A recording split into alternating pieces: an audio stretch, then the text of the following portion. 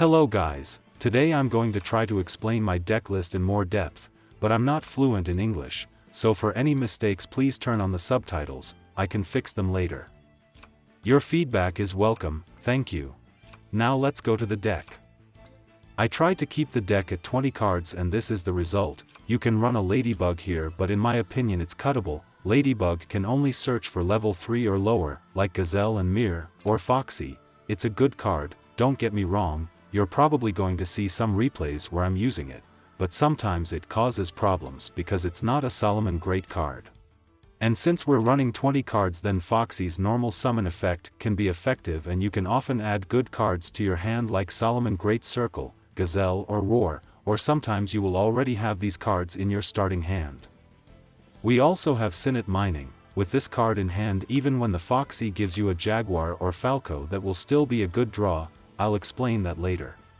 You just need to know that Foxy gains a lot of potential in this version. We have cards that require discard as a cost, like Karma Cut and Sinnoh Mining, so use Foxy's effect to give you a +1 additional card that you need to pay this cost. You can understand this as a discard for free. The cards we want to discard are, most of the time, Jack, Jaguar and Falco. We can also use the Solomon Great Circle and search for these cards in order to discard them as a cost to Sinnoh Mining, and then add the Gazelle to the hand by Sinnoh Mining's effect. This is a very good play that should be used often, because now we can have a Jaguar that can come back from the graveyard and the Gazelle in our hands. Sometimes you can also discard Roar as a cost for Sinnoh Mining and then get Roar back from the graveyard too. Use this when Roar was already in your hand or was excavated by Foxy's effect. You can consider it as free discard too, but it's better to discard the monsters though. Falco is a good discard for the Karma Cut too. If you used a Solomon Great Circle before, Falco can set it back to your spell and trap zone. I'm not using DD Crow. I considered getting this with my dream tickets, but actually if you don't open with many spells and traps in your starting hand, your opponent will just MST your Lonely Roar, so I'm fine without it for now. I don't want to run more monsters in this 20 cards deck list. Also, if you're using a purer build, with many Solomon Great cards in your hand, you can play aggressive more easily. I've been able to OTK with this version many times. Even though this is not an OTK deck, it's a good thing when you are going in second. Karma Cut is a good monster removal, so Galaxy was no problem to deal with, even without Crow. And in mirror matches, Karma Cut can banish 2 Sunlight Wolf, one from the field and another from the graveyard, and believe me, it hurts. Now, enough talking, and let's go to the duels.